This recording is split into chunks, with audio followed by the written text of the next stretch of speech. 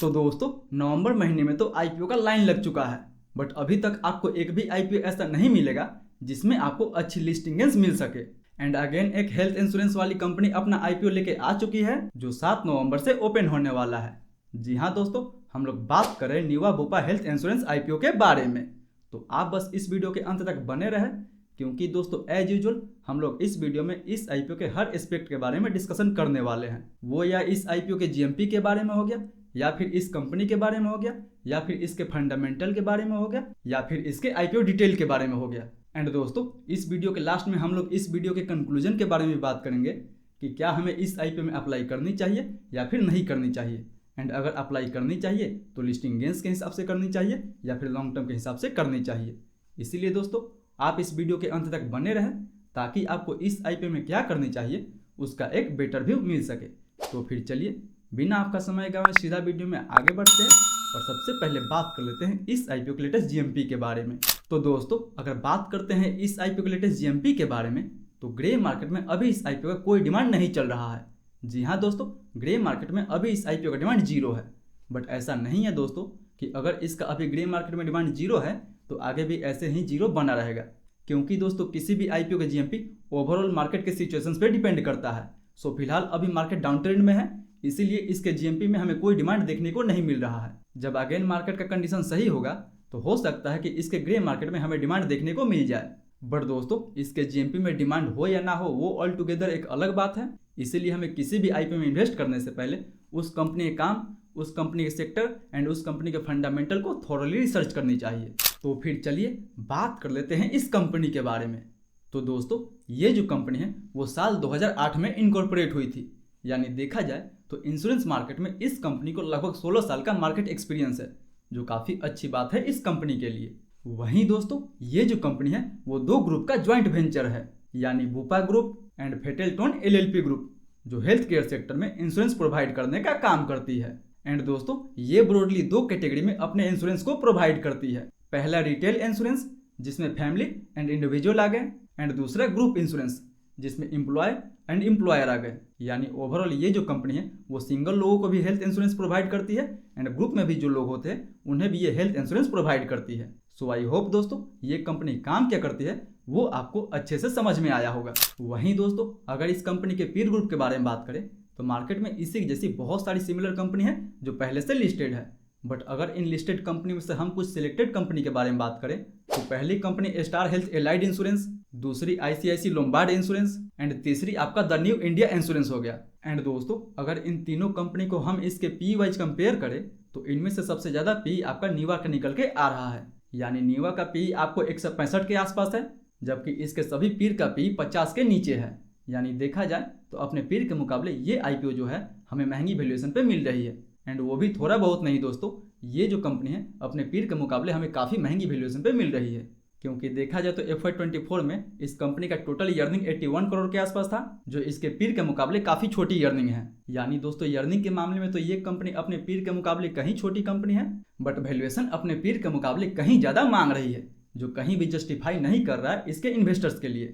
वहीं दोस्तों अगर इसके फंडामेंटल के बारे में बात करें तो नोफेक्ट की इस कंपनी का जो रेवेन्यू है वो काफ़ी अच्छा है। यानी कंपनी की जो सेल्स है वो ईयर ऑन ईयर बेसिस पे काफ़ी अच्छा खासा ग्रो होते हुए नजर आ रहा है। वहीं कंपनी के पास रिजर्व एंड सरप्लस भी काफ़ी अच्छा है, कंपनी के ऊपर डेट भी काफ़ी कम है। बट बात दोस्तों जब प्रॉफिट का करें तो प्रॉफिट वाइज ये एक अनस्टेबल कंपनी है।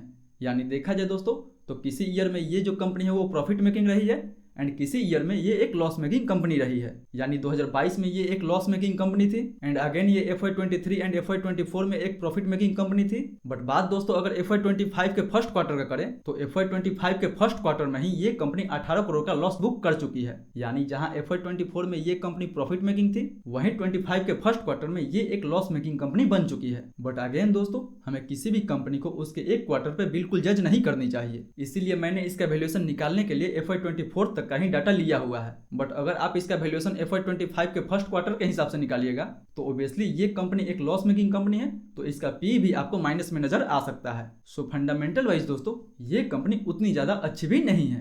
वहीं दोस्तों अब अगर इस आईपीओ के डिटेल के बारे में बात करें तो ये जो आईपीओ है वो 7 से 11 नवंबर तक खुला रहेगा। जिसका प्राइस बैंड 70 रुपए से लेकर 74 रुपए के बीच में रखा गया है। यानी दोस्तों ये प्राइस बैंड स्पेशली रिटेल को काफी अच्छा लग सकता है। वहीं इसका total issue size almost 2200 crore का है, जिसमें से 800 करोड़ का फ्रेश इशू एंड 1400 करोड़ का ऑफर पर सेल होने वाला है। यानी देखा जाए दोस्तों तो इस आईपीओ से कंपनी जो भी पैसा जुटाएगी मैक्सिमम पैसा कंपनी के प्रमोटर के पास जाने वाला है। यानी जो भी 1400 करोड़ के आसपास तक कंपनी ऑफर पर सेल के तहत जुटाएगी वो पूरा का पूरा पैसा कंपनी के प्रमोटर के पास जाने वाला है। बट वहीं 800 करोड़ के आसपास तक कंपनी जो फ्रेश इशू जुटाएगी उससे ये अपने बिजनेस ग्रोथ के लिए यूज करेगी। वहीं दोस्तों 10 रुपए के फेस वैल्यू पे मिनिमम इसमें 1 लॉट अप्लाई कर सकते हैं। एक लॉट में हमें 200 शेयर मिलेगा, जिसके लिए हमें 14,800 रुपए तक इन्वेस्ट करना होगा। एंड दोस्तों बात अगर स्पेशली कोटा के बारे में करें तो रिटेल को इस आईपीओ में भी 10% का कोटा दिया गया है।